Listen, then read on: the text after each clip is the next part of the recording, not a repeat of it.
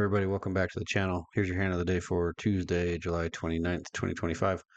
I'm actually recording this video on Monday night, the 28th. I'm going to post this tomorrow. I just finished playing. Um, Maybe I mostly want some sympathy on this one because this was a massive cooler. But I do want to see if I played it right. Just double check my line, see if there's any way I could have gotten away from this hand without getting knocked out of the tournament. So let's dive into it. Here's our spot. Pocket aces. I keep freaking losing with pocket aces lately. 16 and a half-ish big blinds. And we're in early position. And then the player directly to our right, first act, very active, plays too many hands.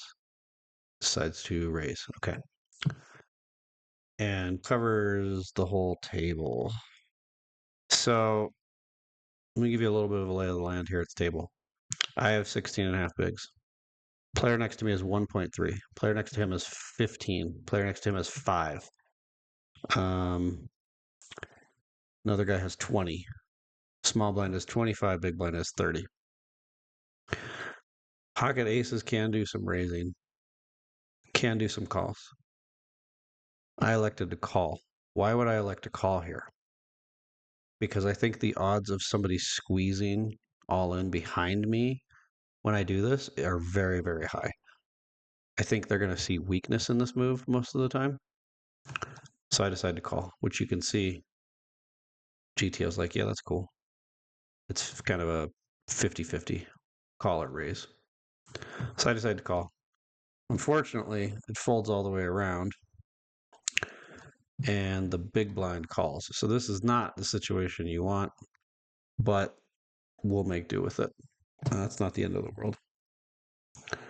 So let's do this view because we can't use GTO Wizard anymore. So we'll just talk through the rest of the hand and I'll explain my thought process. All right, so we go three ways. I'm out of position to one player. Queen, Jack, Jack, Rainbow. Not great, not terrible. Somebody could definitely have a Jack. I think the most likely person to have a Jack would probably be the big blind. I think the original Razor is so concentrated around like Ace X, King X type stuff, big pairs. It's possible they have pocket queens, but they start with so big blind checks, original Razor checks, and I got 14 and a half bigs. There's 7.5 in the pot. If someone has a Jack, then like so be it. I decided to bet half pot ish and get a call from the big blind. And then the original Razor folds. I'm not loving this. There's definitely a fair amount of Jack X type hands. They got a lot of Queen X too, though, when they make this call. So then another Jack comes out. And now I'm thinking, all right, I probably have the nuts, right? There's one hand that beats you. It's quad Jacks.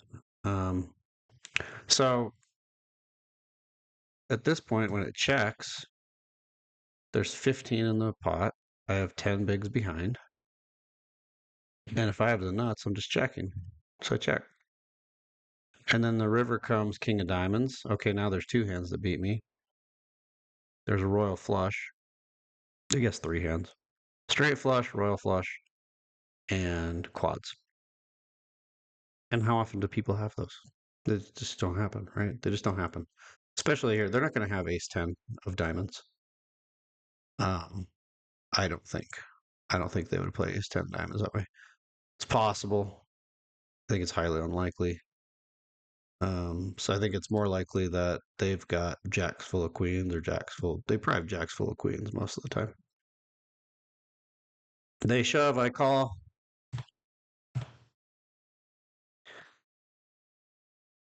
Quad jacks. Flopped full house. Turned quad jacks. Blow my head off.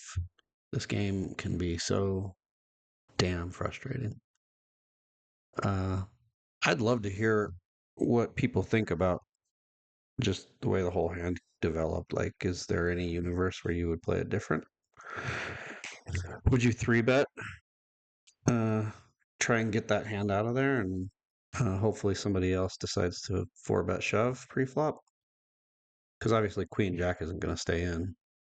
But how often does somebody with Queen Jack hit that hard? I don't know. I'm open to other opinions. Tell me what you think.